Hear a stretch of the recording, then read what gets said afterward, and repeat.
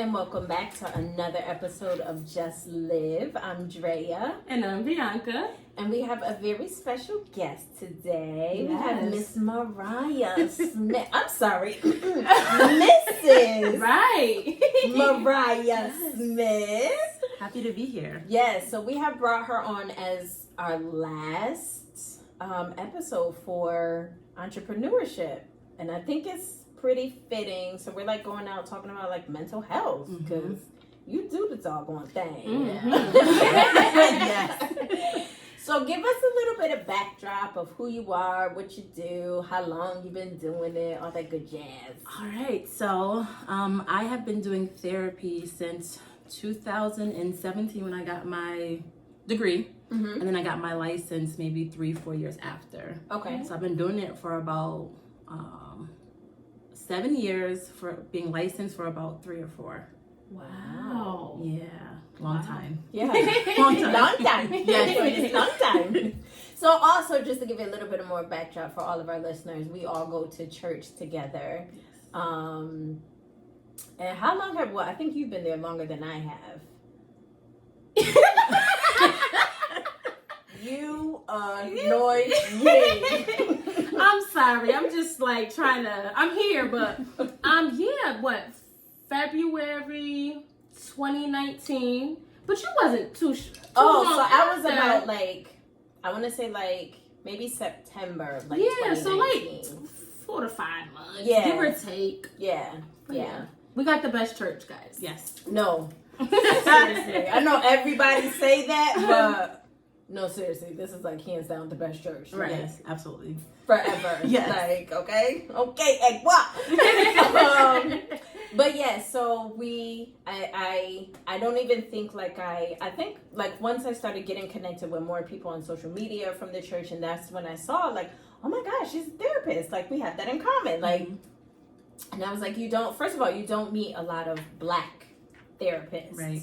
Like there really aren't a lot, but I do feel like that whole field is kind of growing, and more people are going into social work and becoming therapists, like more Black. Right. So, because it's needed. Right. Before we started recording, I was like, so how is it? Like I said, I know we're going to talk about it, but like, how is it, being a therapist? What is that like? Because I thought about it at one point, because we're, social work field. It's all tied in together. Yep. But I'm like, can I sit and listen all day? No, like it's draining, I'm sure. Even when I have therapy, and when I'm in it sometimes I be a little tired. After like, oh yeah, that was a lot. Right. It's very draining. So tell us a little bit about what is your why, and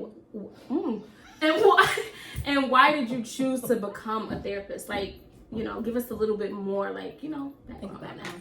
So I knew that I wanted to go into a profession where I help people. So at first I was a counselor at an after-school program, and I was going to be a teacher. But then we had one little girl in our program one day that was just very depressed and was like, I want to die, like I want to kill myself. Oh my and I froze. How I'm like, old? I don't know. She was 10. Oh my gosh. And I just went to my boss. I'm like, so this is what she's saying. Like, where do you go from here? Yeah. Right. And then they like called the mom, and it was all I knew. It was like the first time that ever happened there. Yeah. And then my mentor at the time was like, you should come to Southern and do the clinical mental health counseling program because they need female therapists, they need Black therapists. Yeah. So there was like a gap for like me to go to apply. But then I got waitlisted. So then I was like, maybe this is not for me. Like I'm just out here like, all right. Yeah. Then I got accepted, and then from there it just stayed in it. Wow. Yeah. So what I'm kind of going off, but what is like what was like your population like when you first started out with the age? Is it all, were you doing like all ages? Did you kind of do some here, there? Like what was that looking like for you? I love children and adolescents, like the little ones. But then I They know tug at your heartstrings. They do. so cute. And They I'm like, do. oh. Right. But They then do. with the kids comes the parents and the family therapy. Ah, And when I first started, like working with people my age or older, it was kind of like, I don't have that much life experience. I don't have children. At the time I wasn't married. So I'm like, I don't know what you want me to help you with. Like, I'm just here to listen. But like, yeah. over there, but I think as you like sit there and talk to them, you can see like the person behind her, their spirit. Right. Yeah. Like their Right. spirit. I'm like, all right, I can Right. try to help you out some way. Right. Yeah. So. And you can definitely tell us more about that too, being a woman of God, your spirituality, and, how that all ties into as well. I hope I'm not jumping. No, you're good. So But when we each time we interview somebody, we put together like an outline of like the questions of the answers that we really want to know. So, but I told her, I said, I'm gonna keep it at 3 questions. I said, because once you start talking, it's gonna go everywhere. Anyway. So we don't went 5 directions already. Yeah. But, so one of the things I'm like most interested in your response is, so I'm a therapist for kids in foster care strictly, and I can't do the babies. Yeah. I already have them at home. Yeah. So I knew that was my, like, teenagers, that is my population, like all the way. So I love it, but I realized there has to be a difference from how you do it and how it's done in like a setting of like with just kids in foster care. Right. And then I realized, I'm like, I wonder what it's like to identify yourself as a Christian therapist. Yeah. I was like, I wonder, like, what does that look You're like? probably hearing like, all things throughout the day, and not being, I don't want to say biased, but not being like judgmental to what you're hearing, but still keeping like your spirituality at the forefront to like help and like pray them through. You know what I mean? Yeah. Yeah. So what would you say is like the biggest difference of like doing it kind of on your own as opposed to like in an agency? I think because I fought it for so long, because I was like, I was afraid that if I began to brand myself as a Christian therapist, that there would be people who are against it, because, the world that we're in now, everyone is like anti-church, anti-God, like I don't want to hear it. And so I was fearful of like losing out on clients. But then I'm like, at the end of the day, if God is our healer, if God is the ultimate source, then he should be brought into the therapeutic session. Right. And so where I work at the hospital, I can't talk about God. So if someone says I'm feeling depressed or I want to die, I can't bring scripture of like, or speak life to them in a biblical way. Versus in my own practice, I'm like pulling out the scriptures. I like pray for them sometimes before, sometimes after when they're gone. I just keep them in prayer throughout the day. And that's the biggest thing. Oh, wow. Wow. Oh, wow. So that's like, so that was one of the questions I was going to ask. If you can, like when you're in an agency, and I think the difference with, so where I'm at, and I'm so blessed to have like such an awesome supervisor, like, so I incorporate, my kids know that I'm a Christian. Like all the kids that I work with, I've brought one of my kids to church, like one of my clients, and we have that space to do that at my agency, because they're like, okay, this isn't like outpatient where, you see somebody and it's kind of like a rotating thing. These are the kids that I see every week. I'm in their homes. I'm working with their families and all that. And they're like, spirituality is a part of their life. They're like, so if you have that opportunity to like kind of start them on that road, he's like, absolutely, like do it. He's like, if you want to like study scriptures with them, he was like, absolutely do it. And I was like, really? Like, I'm at an agency and I can do it. I have literally been blessed to be able to bring God into my work, because and we said this on another episode, everybody that knows me knows, like, I don't play when it comes to my spirituality. Like that is like the biggest thing for me. So it has been such a blessing to be able to work with these kids, see everything they're going through, and then incorporate God. Like, hello, this is what you need. I definitely think it's vital, like for real. So I don't know it from a therapist standpoint, but being like a therapeutic mentor, you remember I've been able to bring like the kids with me to church. Like I think it's so beneficial, and I feel like having God in our life, like our lives depend on it. Like without God, we're literally nothing. So, to be able to reach like the younger population and kind of pull them in with that, like that's great. Like I remember I was with the therapy, I was going through, I'm like, can you pray for me, please? And she was like, whatever, like I got you, whatever. But like for real, like I get it, you have someone to listen to you and whatever, but that's important and needed, and I appreciate that for real. Yeah. And then like shout out to you having your own practice. Yeah, like, so that was the main big. reason. Yeah, that's the main reason why we had one. It's all about you are an entrepreneur. Yeah. So you are literally at a place that is like one of my goals. That is my ultimate goal, to have my own private practice so that I can do what I want. Yes. And not that I can't necessarily do what I want where I'm at. I have a lot of freedom at the agency that I'm at, but first of all, I want to be my own boss. Okay? Right. I don't want to have to request vacation time. Yes. It's always given to me, but I don't want to request it. I want to run a show. Okay? Yeah. But that is such an amazing thing. And it's such a big thing because you can take that like so many places. Yes. Yeah. And go and travel. Right. Yeah. and like I'm sure, so I know someone who actually was my supervisor a while ago, and they ended up leaving and getting their own private practice. Her. Or she actually already had it, was doing it part-time, but then went to do it full-time. And just going to her office to like visit her, and I'm like, oh my God, like it's such a different type of scenery and peace. Like how does that feel? Like I think that's the part that feels amazing because you can build your business, build your practice however you want it. You can do therapy however you want it. You know what matches best with your client, but just like you said, being your own boss, setting your own hours, picking your clientele, because when you work in an agency, you just kind of get whoever they throw at you. Yeah, right. And if it's not a good fit, it's like, well, try. I'm like, no, like it's not gonna work. No, that's for real. For real. Like you trying to. And it's like this is. I'm not what they need. Right. Hello. Like yes. So can you tell us like what was? So I know you've been doing this for some time. You said about 7 years. So what were like your steps leading up? So like you were in the field working, and then you got your degree, and then, like what was that path for you to get to this point to where you are today? I think I've always had it written on my prayer board that I wanted to do a private practice. I just didn't know when. And so my practice, the business is Aligned Therapy Studios. It's co-founded with my husband, and it was... Shout out to the husband.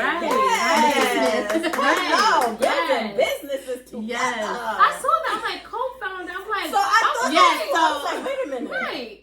Yeah. So he's the other part of the business. So where I do the mental health your therapy. Your better half. Yes. He does the massage therapy. Oh. Yeah. I did not know that. Yes. Okay. Wow. Oh, wow. Yeah. That's dope. Wow, that is dope. Okay, so you get your mind right. And your body right. Right. Dope. And so our the clientele that we want to market to is like people that have been through trauma, people that look like us, because in addition to, the mental and psychological battle that you have to uncover and unwire through therapy, you can also, keep trauma in your body. Yeah. And so there has been times when he's like giving clients a massage and they have a release and they're just like crying and they're like, I didn't know I had all this stored up in my neck or in my back. And it's like, you never know. People honestly don't pay attention to stuff like that. So sometimes I think at one point I had got to a point where I was like, I think maybe I'm a little stressed. A little tension down here, but like your body will talk to you. Yes. And I think a lot of people don't realize it. So that is like amazing that you have like that component in it. So that's something you can't do at an agency. Right. That's amazing. I think I tied it to you. My bad. My bad. Go ahead. Right. Sorry. Go ahead. Finish it. My bad. Yes. But go ahead. Finish it. How you got to that point. No, you're good. You're good. So he went actually, we came up with the name together, and he went and filed for it, got the LLC, and was like, we have our business. And I'm like, all right. But I was still like timid because I'm like, why? Like, I can't, like, why would someone choose me as their therapist? Like, why am I the right person for it? So going through that mental battle, like, who am I to do therapy? Like, what? Yeah. But then, so that was the end of 2019 in August, and then April 2020, I got laid off because of the pandemic. So now I was out of work for 5 months. So it's like, I need to get money. So I gotta do it. Yeah. Oh, wow. Ain't it funny, like, it don't be funny in the moment, You know? Because you be like, really? Right. This is what we doing? But God will literally push you into this stuff. Will push you into your purpose, even when you're scared. Like, Yes. no. And God be like, shut up. Come on, do it. Yes. Right. Wow. Right. So we always say that like 2020 birthed entrepreneurs, Yeah. but he just kind of like pushed you all the way into it. Wow. So do you think if the pandemic never would have happened and you never would have lost your job, would you have started? I might have like started with a few clients, but not like fully the way that I am now and the way I'm trying to transition to it being like my main source of income. Wow. So if it wasn't for the pandemic and my husband, I probably would still be just out here like up there in my brain, in my prayer, like I want a private practice, like not doing nothing. Now that I think about it, I actually think, and I could be wrong, but you know, we say 2020 birthed entrepreneurs, but I feel like that's when we also started to gain more of an awareness of mental health and knowing like, yo, we need somebody to talk to. Yeah. So were you like flooded with clients? Like, I'm sure. Wow. Yes. And like everyone, main issue was the pandemic. People losing work. Dealing with that, People on the verge Kids of being at homeless. home. Yeah. And it was just, it was hard in a way that, you know, I had to navigate my own feelings, you know, being laid off, now being fully into this business, trying to help them go through their crisis while I'm trying to navigate, like, we really in a pandemic. Like, what is happening? Yeah. So. Wow. Oh, wow. So, I think, okay, so we'll go to the next one because you stole mine. There's another part though that you could still well, go ahead, you can ask it because I'm listening. No, you said read it, girl. My bad. Oh, that's what I'm saying. When I tell you we are clowns. Oh my God! Don't mind us. Clowns. I'm like, there's still one section of the question that we didn't ask. I got you. I see it now. I'm reading now. Okay. So, what do you think So has silly. been the determining factor for more people opening up their private practice? Because I'm seeing it now more and more, where people are going into this profession.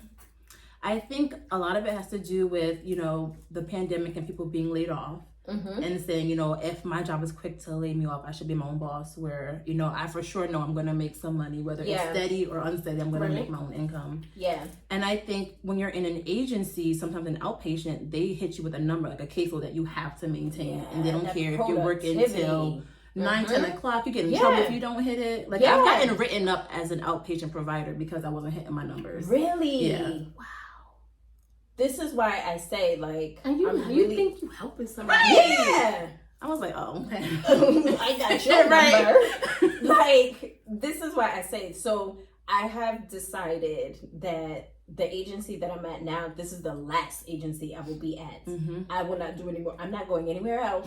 I am comfortable. Like, I have a really, really, really nice setup. And I really think it's giving me, like, all the practice I need, all the training I need to go into my own private practice. But that productivity stuff, it's like, so how do you, because I've never done outpatient and I never will do outpatient, like I can't mess with that.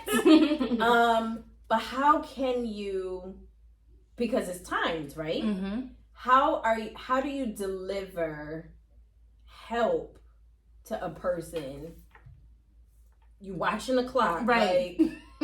Like, what do you do if like it's like 5 more minutes and they just drop a bomb on you of like what their biggest issue is? Like, what do you Which is what we do at the end. And it's like, okay, you walking out the door. Oh yeah, and and it's like, all right. Like, why you didn't say that in the beginning? Right. Yeah. Like, what did that look like? Like an outpatient? Yeah.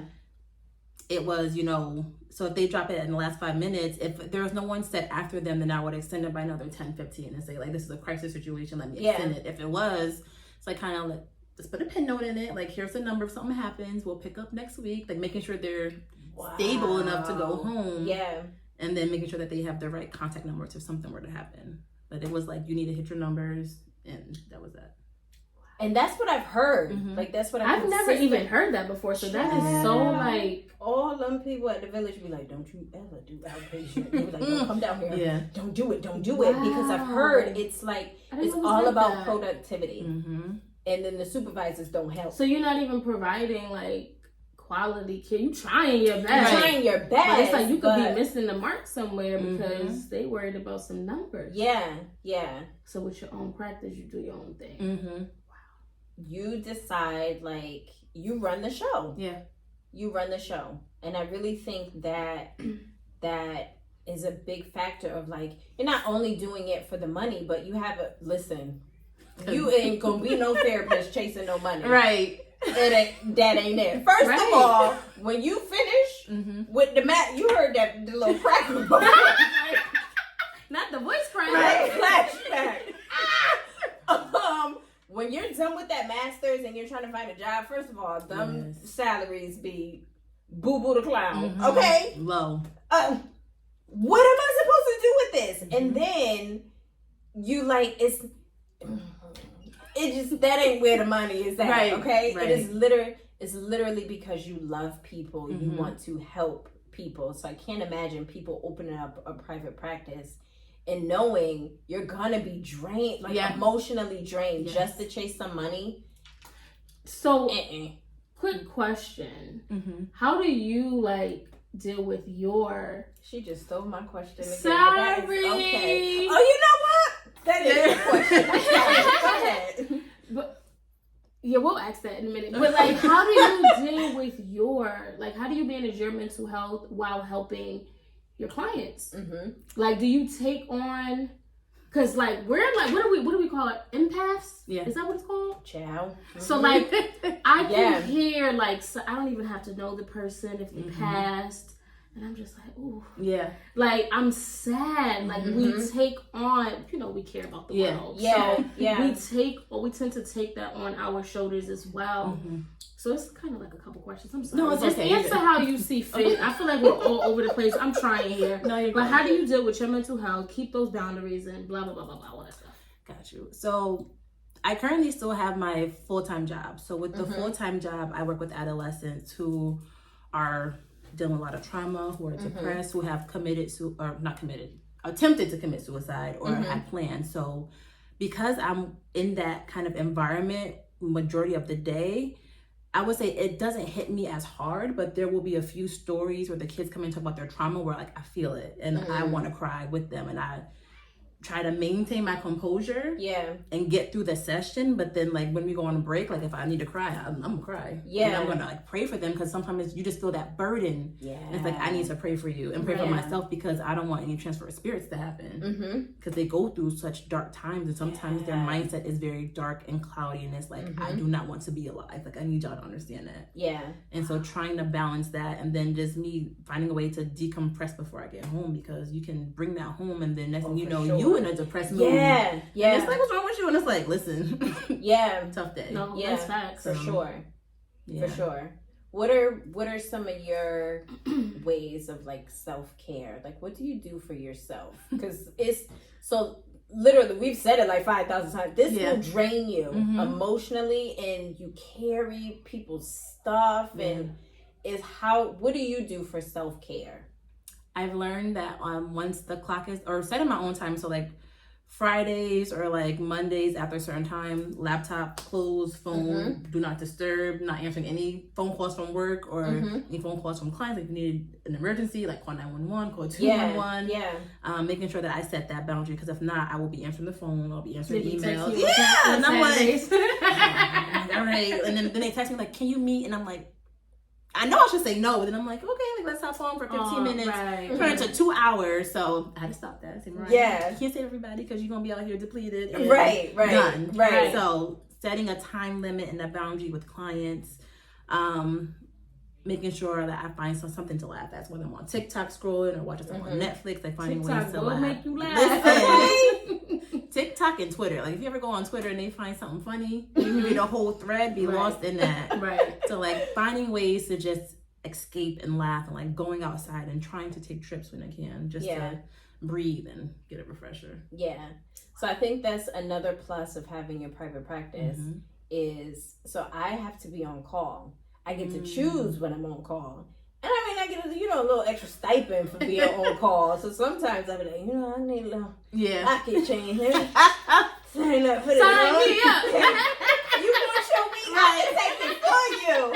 But I think that's a plus is you don't have to do on call. So like it's hard where I'm trying to like spend time with my kids or be out with my friends or something, and I got the phone and I'm looking at it. Like, I done been with Dre plenty of times, and I'm like, we busy, but okay. Right?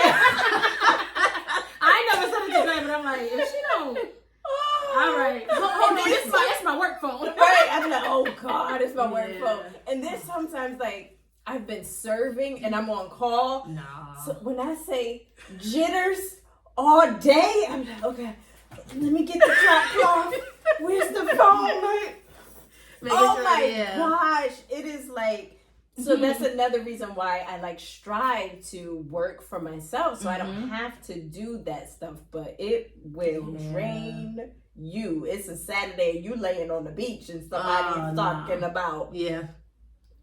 I don't want to be here, baby. I need you to be here right now. Right. Yes. Right. Stay here because I'm on the beach right now. My feet's in the sand. But give me a minute. Yeah, that's one of those luxuries of having your own private practice. You don't have to do that. Like, so is there like a number that your clients can call you if they need something outside of their sessions? It's a cell phone. It's an app on the cell phone. I just tell them like, if you need anything. Well, I stopped saying that because I was like, if you need anything, call me or text me. I'm like, no, it's not. Yeah, so like, they might need everything. Right, yeah. So like, if they like something happens, they're like, hey, I want for us to talk about this on Monday. I'm like, all right. To make sure I make a mental note, but then I just don't touch it after that. Yeah. I have a quick question. Something I just thought about. So when you're dealing with the client, essentially you're teaching them to at some point be independent. Yes. Right? So the tools that you're giving them, they should be able to kind of take that and apply it to their daily lives and, progress and move forward. And they kind of need you, I don't want to say need you less and less, but y'all still that's something else. part of the goal. Yeah. Right. Yeah, to need me less and less. Like, what do you do? Well, I guess it kind of falls with the boundaries and stuff with the client that is very needy. Yeah. Right? Yes. So, like, y'all had your session, I don't know, Tuesday. But Thursday, they texting you. Rather than waiting do you say, like, refer back? Like, how do you handle that? So I actually just started to do that because I started to notice that if I'm constantly there to respond when they're in crisis, then I am enabling their behavior. And I'm telling my clients at the end of the day, the goal is for you to not need me anymore. Like this is just a short-term, temporary, relationship, partnership, but eventually you'll be good to go on your own. So I started to, tell them to refer to coping skills or, think of a way that you can kind of manage what you're feeling or get your emotions to be back to how they were before. But making sure that I don't step in to try to save them, because I could do that at times, like want to be helpful, but then I end up being their savior. And like, that's not what I need to do. So I had to take that step back and say, you have the skills, use it. Yeah. Right. And that's so I've experienced that as well. One of my clients that she's no longer with our agency now, but it was like I had become her savior, and I was like, I'm not Jesus. Yeah. I can tell you how to get to Jesus, but baby, you gotta start. It was like, oh Lord have mercy. I would get a phone call every day after she got out of school. Every single day. Miss, let me tell you what happened to school. And I'd be like, okay, that's good. I'm glad you had a good day. All right. I'm going to talk to you later. But miss, I got an issue. And I was like, oh my God. And it became like an everyday thing. Excuse me. So have you ever had that experience where you kind of had to, and I don't know what the right word is, but kind of like cut it off, so to speak. So I had to get to a point where I stopped answering the phone. And it crushed her. I was like, and we had, oh my God, we spent the whole session on that. I said, listen, honey, like, it was not for me to hurt you, but the same thing you just said, I have to teach you how to manage your, I got to teach you how to manage your emotions by yourself. I have to teach you how to self-soothe. I have to teach you how to use your coping skills. We learning coping skills, baby. You got to use them. Like, so how can you like do that gracefully without feeling like you create more trauma with this client? Right. Yeah. I think I've learned not to like text it to them and say like, let's have a conversation. Yeah. So that you can understand, you know, what this partnership is about, what the overall goal is. And maybe they're not seeing that. Like maybe they're not seeing that, you know, you're starting to call me or text me more and more than what's needed. So reminding them of their coping skills, setting that boundary, but doing it in a way where it's like therapeutic and loving and not like harsh. Because sometimes even when we do it in like a therapeutic, loving way, it'll still be harsh. Yeah.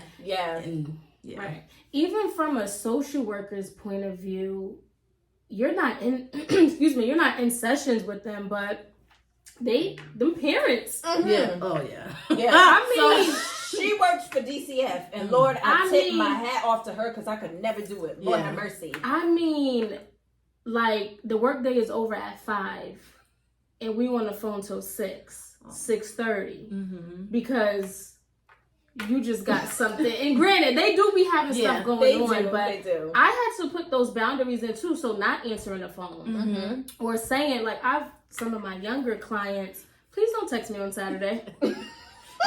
They sending me screenshots and I'm like, this could have waited till Monday, so I'll follow up like wonderful, like please don't. You good though, like, you know what I'm saying? So creating those boundaries and still helping them to be independent. So I we like to help everybody.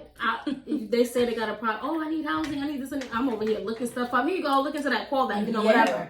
But when we do that for them all the time, what are you? That's why they calling. That's why they calling us. Right. That's exactly why they're calling us, because they know that we're gonna do it and come to their rescue. So really, just sorry.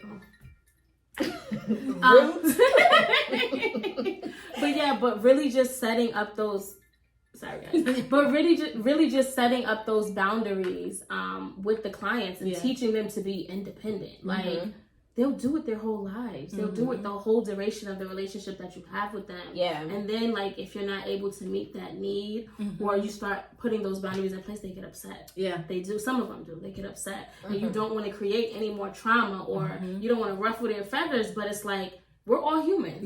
We gotta kind of draw the line somewhere. So.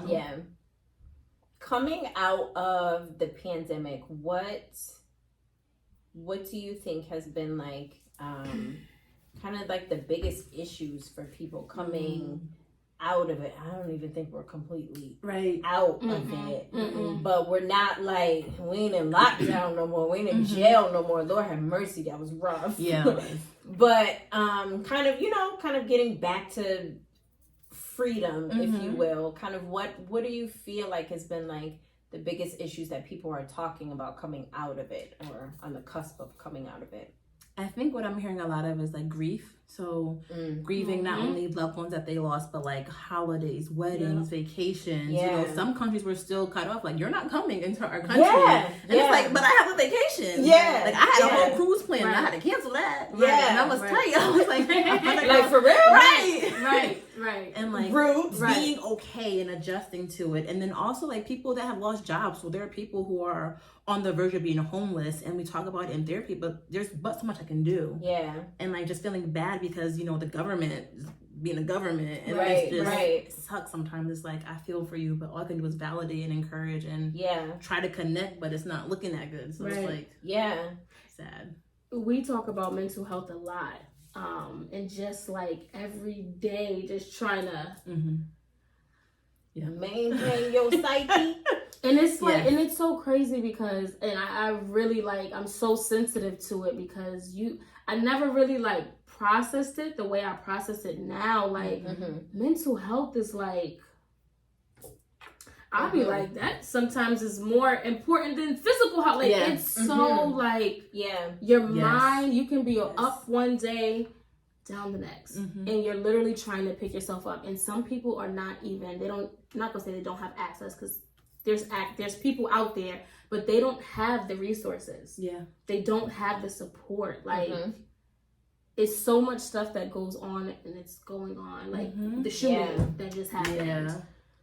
Like it's just it seems like it's one thing on top of another thing on top of two shootings that happened. It's just so much. And I definitely feel you with hearing like grief a lot. Like it seems like we've just been in a grieving state for years. And I was telling them, like, I ain't never, not to my knowledge, been around so much death. And it's just like, and it's it's hard because like you have like, you know, the kids have like, they're able to just log on to Facebook or Instagram and see shooting, see the video that the guy had, and it's like disheartening, sickening, and it's just, they got questions.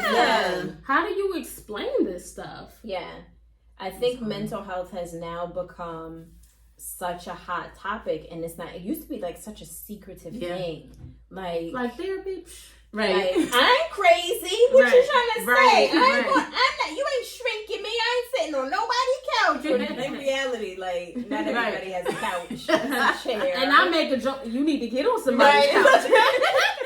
But I think it's so, people have this great awareness of it now, where before everything was hush hush. Like, nobody wanted to talk about like the issues that they were dealing with. Now you have all these platforms where everybody shouldn't have access. Everybody shouldn't have access or the ability to go live or make a video and upload it. People need to view these videos before people just go ahead and get to talk. But now everybody has these platforms where they can really say like, and nobody, I feel like now what I'm seeing, it's like nobody is shamed anymore. So there's like this, nobody feels shame anymore. Like you can talk about the stuff that nobody has been talking about for years. All the little quiet stuff that was going on in the apartment. Now it's so open. And I think there's a drawback to it, but then there's also a lot of positives to it. Because now there's not so many secrets. And now you can actually like deal with the stuff that is happening to you or happened to somebody in your circle. I think it has been like such an amazing thing. And then I think what also helps, because people look to a lot of celebrities when they see them talking about like Charlemagne. How many times has this man said something about therapy? All the time. But he is such an advocate for it. But I think it's great, and especially as a Black man can say that I go to therapy. Like, I think it's amazing. Because I love that. It's so needed. It's needed. And it's so funny because I've actually had a couple of clients that have come in because of him or because of his book. Really? And they're like, you know, I was reading this book, I was watching the video, and he's talking about therapy and repeatedly talking about it, so I'm going to try it. And they try it, like sometimes it's a good fit, sometimes it's not, but they're like, you know, at least I tried to do something. So. Wow. You see the influence that we can have on someone? Like, wow. It's been amazing to see kind of like the shift that has taken place the last couple of years in the world. It's been rough. It's kind of like it forced us to be so open, vulnerable, raw. Like, we just out here. That's God is like, all right now. Deal with this stuff. Get it together. Come on now. Deal with it. Deal with it. That's the It's been amazing. So what are some suggestions that you would give to other therapists as ways to take care of themselves? Definitely setting a boundary and a limit, not only with your clients, but with your bosses. So if there is an opportunity to talk about, you know, the productivity, them goals, like realistically, like this is not, like it's unrealistic. It's hard on their body, on their minds, like being able to have those open conversations. Making sure they're taking a break from just, you know, being online and talking to people, and making sure that you're full before you try to help other people, because being unfilled, being depleted is gonna end up bad. Like really bad. So don't do it. And something else too, I love what you said about setting those boundaries with your bosses. You know, sometimes they can see how you care, right? how like your passion for it, and they know that you're gonna do it, you're gonna go above and beyond, and they use that. Like Oh, yeah. I know, like it may work you a little bit harder than whatever. So I think that was important. No, it's true, because if they see that your love language is words of affirmation, they're like, you're doing so good, like you're the best in this field. Here's this client, here's this project. And before you know, you're like, wait a minute, I'm running the company. Good night. And you're sitting here just saying, and you ain't increased my salary to be running it. So good night. Right. Put a blanket over your Right. head. Go to sleep. Right. But that's true. They will do that. So I work in a pair. So I'm the clinician, and then there's the case manager. So they introduced this case to us. And we've become like known as the team that like takes on like the hardest cases. I really like y'all did that on purpose, but okay, you got it. And it was a kid. They were like, we really think you guys would do great with him. Like, it's going to be like great, like, but so we're like, all right. So we go meet the kid, and we're like, what's happening? Baby boy's not ready. He's not ready to be in the community and in the home. So we had to give pushback to the supervisor, because they're like, no, like, we're taking this. And we were going back and forth from like, no, take it back. Right. Take it back. Return to sender. Yes. So I think that's important that you like don't get beat up on. Right. And it's perfect. Your emotions are already gonna take a hit. Right. No matter what. But yes, like you have a right to say, I can't do this. And I think it's like a disservice to your clients if you're putting them in a place where know they're not ready for. You're setting them up to fail. Right. So I had to give pushback, and I completely felt like a rebel, but I was like, you can call me whatever you want to call me, but the failure is not going to be on these hands. So take it back. If you want to give it to somebody else, that's okay. But I think they respect you more once you can do that. Like you can say, like, I don't think this ain't it, homie. Right. So, and they were a little bit upset with it. I can't say they were upset with us, but I think they were a little disappointed. Yeah. But I do think sometimes they can get caught up in like the numbers game, and I get it. You got to do what you got to do as a supervisor, but I do the heavy lifting here, and that's not the lifting that I'm about to do. Right. Sit it down.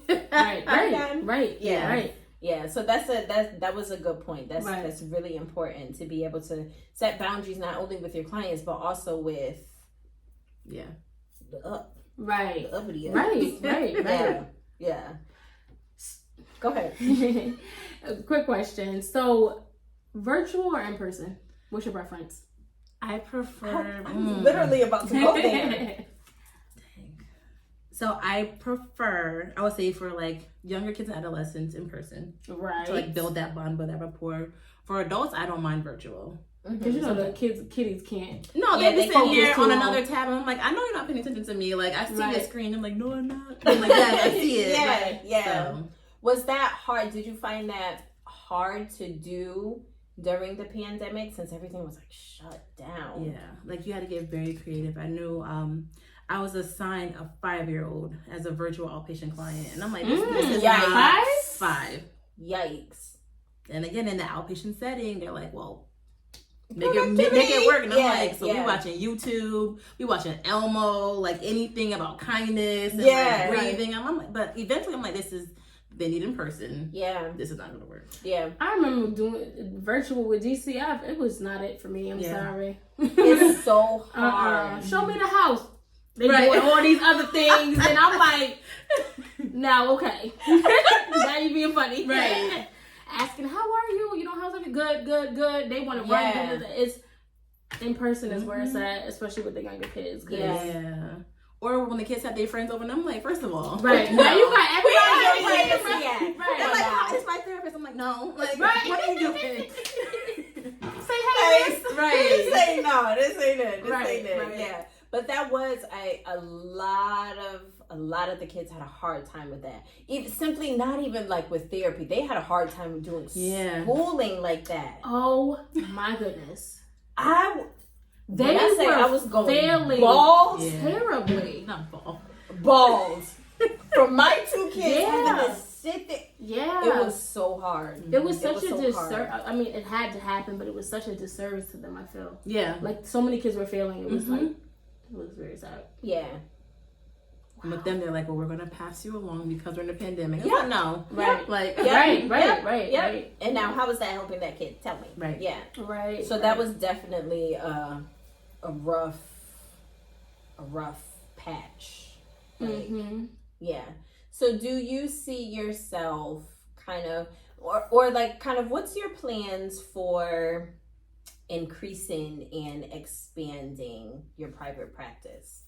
So I think maybe like 2 to 5, probably 2 to 4 year plan is I want to leave my the job that I have at the hospital and maintain part-time clients. Because I was just telling her I was doing some research and reading, and like a lot of people that are in private practice, they said they cut their caseload down to like 15, 20 clients because even in private practice, where we're at right now, having a full caseload is too much. Yeah. So like making that my main Because it's source of just income. you. Yeah. Yeah. And like people, you know, the pandemic and then the news, and then it's like every year it's more stuff being added. And they're like, you can't hold all that. Yeah. Yeah. So like moving to part-time and then helping my husband with his business, that's the other part of it, and just being full-time entrepreneur and just making it work. Yeah, Right, come right. on here with the Yeah, full-time I love it. Yes, It's And doing it nerve-wracking. as a family It unit, is. okay? Yeah, it Teamwork. What do you think has been the what do you think is the hardest thing about being an entrepreneur? I think just that mental battle, you know, those days where you wake up and you're like, why am I doing this? Like, Yeah. it doesn't make no sense. So I'm wanting going to to quit, fail. right? Yes. Yeah. And it's like, it's easier to just work for somebody else. Because Yeah. it's steady income, you know what you're getting. It's comfortable, but it's like I was like, I can't make much of an impact as a Christian therapist still being underneath an agency. Like, I need to do it my own way, the way that God is. They're monitoring you, Yes. and Yes. you can't. So yeah, that was a good call for you. Yeah. So I'm like, I'm just gonna jump in and have faith, make it work, and see. Yeah. Right. We were talking earlier about like the fear Yeah. that it, and I be I be walking around here and be like, I don't like, and I just said it yesterday, I don't live in fear, but when I say that, I mean like, so, and being completely sensitive to it, I feel like the day after the school shooting happened, like parents were, oh my God, parents were a wreck. Yeah. And it was, some parents was like, I'm not sending my kids to school. Like, so I do my best not to live in fear. Like, all my trust is in God. I trust that God protects me. I trust that God protects my kids. So you're going to school. Come on, let's go. But that fear when it comes to entrepreneurship, Lord, it is a real thing. It's a very real thing. And you literally, like you said it, you wake up and you be like, why am I doing this? This week, I could count on my hands how many times I done woke up like, I don't think I want to do this. Yeah. No, like, I want to quit. I thought that within the past couple weeks. Like, no, I'm good. And then it's like, this ain't for me. Right. Because what? Yeah. And it's like, especially when you know God called you to do it, to birth the business, to write the book, to do the podcast. And it's like the pushback from that because of the impact of it is like intense. And it's to like, open the I'm practice. yes. Right. I'm like, all right, I'm going to just stay where I'm comfortable, where I'm safe. But it's like, no, you can't. Yeah. So. And you'll get pushed. Oh, yeah. You talking about something, I just quit. disrupt your whole life. Right. You talking about something, I don't want to do this, I quit. You don't wake up tomorrow, you got a whole new idea. Now you trying to implement something else. And then you be like, really? Right. I know that one was from you. Like, somebody done came and gave you a report, or like, you know, even with your clients, like, you know, you really helped me this week. That's and how when it you always get happens that, too. When it's I'm like, ready okay, to now quit. you're trying to pull me back in. Right. I'll be like, I'm not gonna do this no more. I'm gonna stick with my full-time job. A client will tell me like, you know, you've been very helpful. These are the changes that I made, or they refer clients to me, and I'm like, all right, doing something. Right. So. Right. It's, I think, well, obviously that stuff happens on purpose. Yes. It's hard. It's hard. I have not heard not one person that has pursued entrepreneurship say that it was easy. Yeah. First of all, you have to have thick skin for it. Yes. And you have to keep going every day. Every day. Every day. You have to choose to sit and work on your business as opposed to watch Chicago Med or Chicago PD or Rise. That's a good show too. It is. It really is. Like it is hard, and it's like I'm feeling it this week. I don't know what it is this week, but I'm just like, I don't want to. And it'll be like that. Like it'll be like phases. Like you'll be and it's like, it's good that we're being transparent about it, because it's not all sunshine and flowers. Like this entrepreneurship journey, it's not that all the time. Like you're gonna have your highs and your lows, but really just making sure to keep like your mental straight, reaching out to therapists, right? People that can help, you know what I mean? Yeah.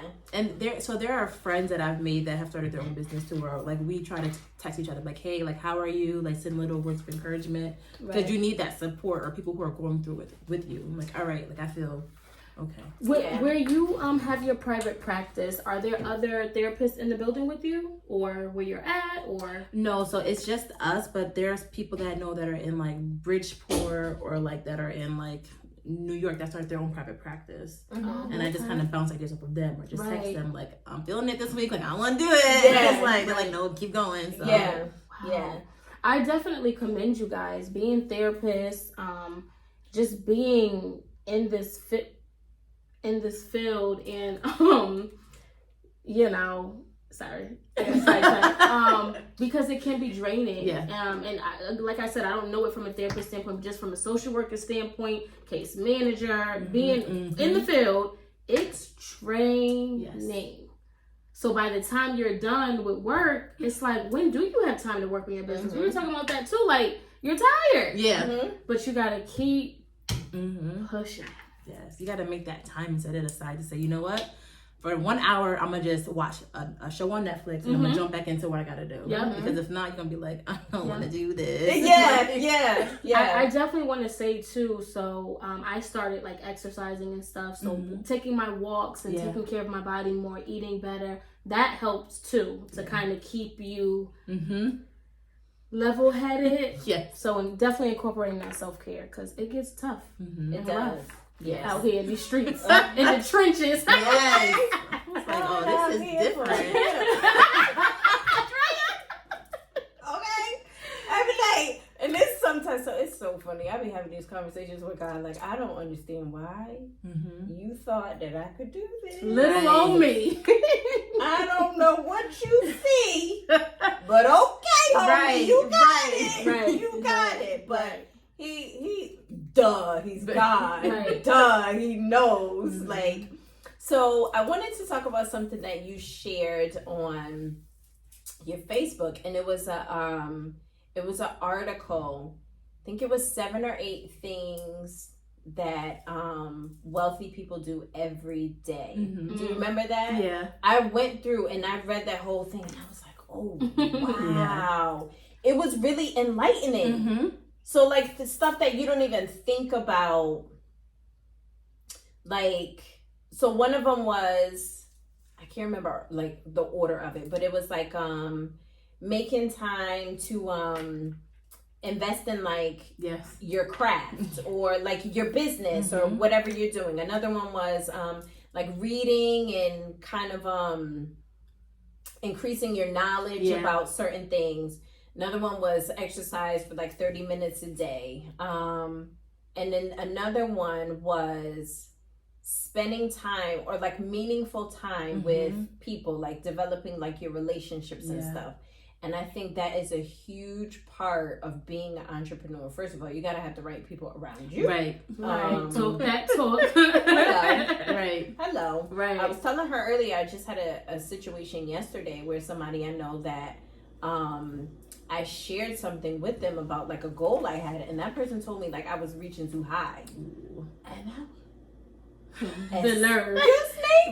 The audacity. Like, so being around like-minded people, that is such a big thing. Talk that talk. I said, oh, I won't never tell you nothing again. And we were having a conversation, and I'm like, obviously I'm just thinking from a social work standpoint, but even just a person that cares about people, how can you tell somebody what they can and cannot do, or put them? It's like you're putting a limit to what like you're capping them off. Like, right. Sit down. Worry about your own self. Like, what you doing? My business. Like, hold on now. I just don't get how someone can do that. Now, if you're a mentor or someone of some influence and you're coming from a standpoint of trying to help and encourage, I can kind of see that. But then again, it depends on the delivery. Yeah. You're just outright telling me I can't do that, or you saying you think it would be better that if I did this to get this, like, or like go this route. route. You get what I'm saying? So I feel like it's levels to it, but for a person to just outright say that, so definitely talk that talk. You need to have the right people around you, like-minded people. To obviously, you're not going to encourage foolery, right? But what she said wasn't foolish. It was a dream of hers. It was something that she, thought was nice, or whatever the case is. Who are you to say? Right. Yeah. And it wasn't even like something super grand or nothing. Yeah. So it was a townhouse that I want to buy. And the prices, it's a little up there, but I really put into practice like all the stuff that we're taught at church. Yeah. I was just about to say hello. Right. Like literally just last week with the offering teaching one, like I wrote it all down. I really put that stuff into practice. So I'm like if I want something like that, and if it's, God's will for me, I can have that. And that's where your spirituality comes in, your relationship with God comes in. You can do whatever it is you want to do. Right. Of course, within God's will. You're not about to, you go have a conversation with him. Because then what they figure do out. Sorry. No, go ahead, boo. You good. They start to plant like seeds of doubt, or they come against the word that was placed. Yeah, it's like no, like that's too much. You can't do it. It's like it's nothing but the enemy. Right. But legit on the way home, I was like, "What am I reaching to?" Right. And then it'll make you start. Yeah. Then you start second questioning guessing yourself, and I'm like, "Wait a minute." I'm like, "But." I'm having a conversation with God, and I'm like, okay, God, what's... Because then child... I talk about that. Then he had the nerve to say, this is God speaking through me. I said, you better shut up. You better shut up. The audacity. Don't be walking around here lying on God. And let me move away from you. Right. So on the way home, I was like, am I reaching too high? Like, is that... too they much? reaching too low, so they want you to reach low. That's and what that like, is. Oh, what? And then I had to snap out of it. I'm like, Drea, no, come on now, Drea, get it together.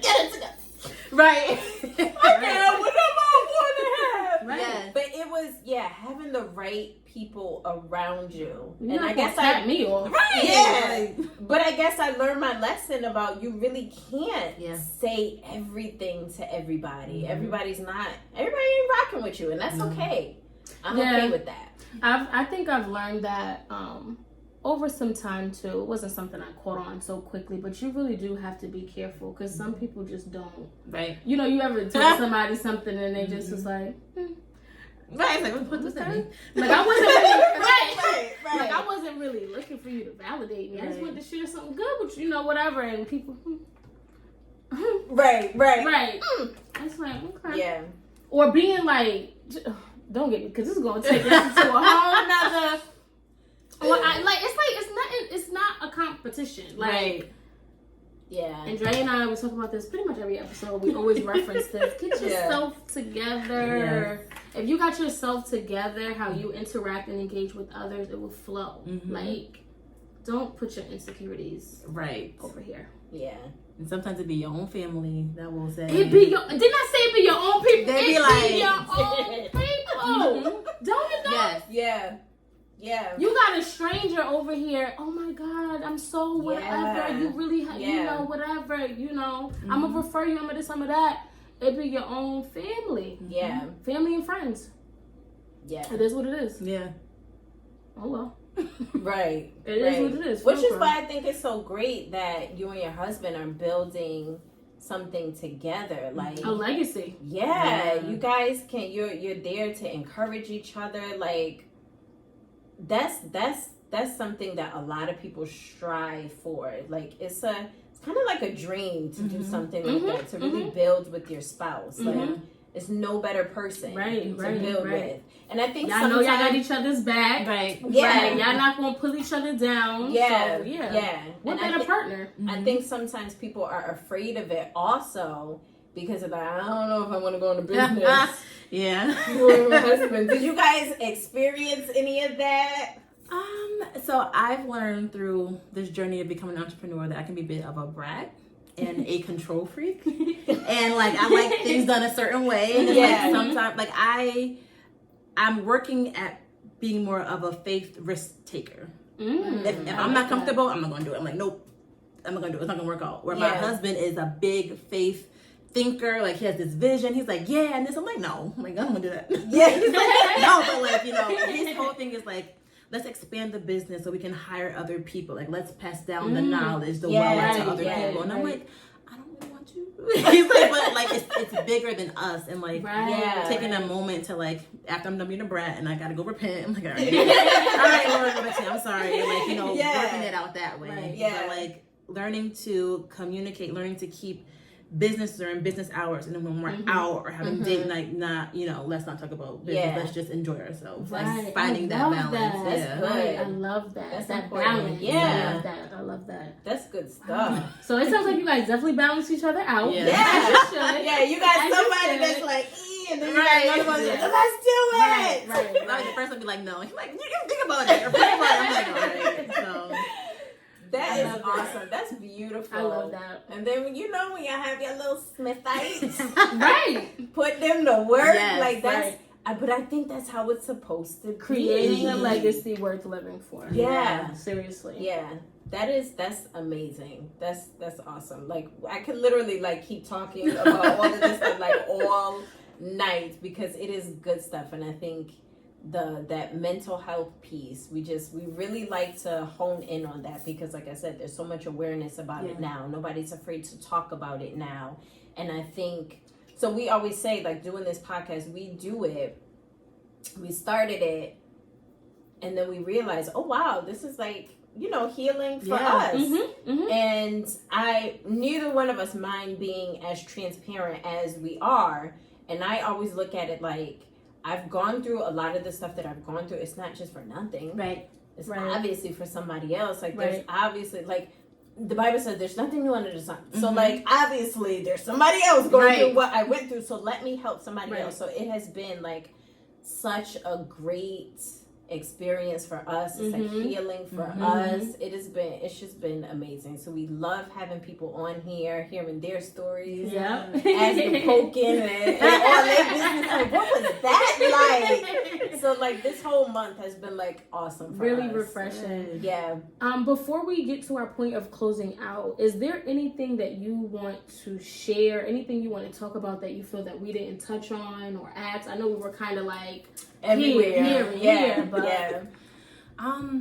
I guess the only thing that comes to mind is that so we're working on giving back to, you know, where we're from, like giving back to New Haven, and so working on being a faith risk taker. Yeah. We have a 5K run/walk that's going to be happening. Nice. Yes. So that's coming up. That's going to be Saturday, August 27th, from 9 to 4 at Edgewood Park. okay. So we're going to start promoting it next week. Yeah. So it's very exciting and nerve-wracking at the same time. So I'm like, Yeah. what if nobody comes? I love to see community work, and that's something that I definitely want to start engaging in as well, like giving back to the community and stuff like that. That's awesome. So definitely tell the people where we can go, where we can. Sorry about that. The camera is acting janky. Definitely tell the people where we can go to. But you know, okay. Let me address this real quick. Wait a minute. So we do not pretend to be something we are not on here, okay? Right. Her battery is dying on her phone. And I'm looking. I'm like, it's still recording, right? That's what I'm trying to look. Oh, you know, you got glasses on. You can't really see. No, it's still recording, right? Oh, wow, it is. Okay. Oh, well, look, I'm back, y'all. My bad. Like, seriously, we have fun on here. We don't be pretending like we got it all down pat. No. Look, Like, the kids done came up in here 2 times, and I'm over here like this. And all I see is a computer. First of all, I'm like, the first one came in, and I know everybody heard the knock. Mommy! Like, really? Then the other one come in. So that's why in the note, Making cereal. I'm like, why you say Jehovah? All praise to the Most High. And I'm like, how did they get on the screen like that? so the oldest one, she's on my laptop. So she must have got locked out. Right. So she was asking me for the password. Right. So I just typed it in here. Drayden. And I turned it around like, and she was down me. Aw. Dre didn't move her head. Mariah wasn't bothered. And I'm over here like, Like, it just be all types of things Right. happening on here. So what I was trying to say was, since you're gonna start promoting it, tell us, everyone, where we can go to follow your pages, your business pages. Anybody who needs a therapist. I don't know if you're accepting clients right now, but whatever, still reach out, follow, support, share. Yeah. Even if you don't need it, share for the next person. Your pages and all that good stuff, and how they can get connected with your event that you guys are doing. That's awesome. Yes, so yes, I'm excited. Also scared, but we're gonna do it. You can find us on Facebook under Aligned Therapy Studios. The same on Instagram, and our website is actually that name too, alignedtherapystudios.com. And when we post our flyers and different things of that nature, we'll tag so you guys can easily access it by clicking it, and just make sure, like, comment, share, Yeah. please. Yes. So I think in the future we would like to have you back and your husband. Right. I think That would be dope. Yeah. That would be dope. Yeah. I think that'd be like, Talk about the partnership. yeah. I love think it. That'd be amazing. So we thank you Yes, so thank you. much It's for good. Thank coming. you. Yeah. You're welcome. All right. We'll catch you next time, listeners. Bye. Bye.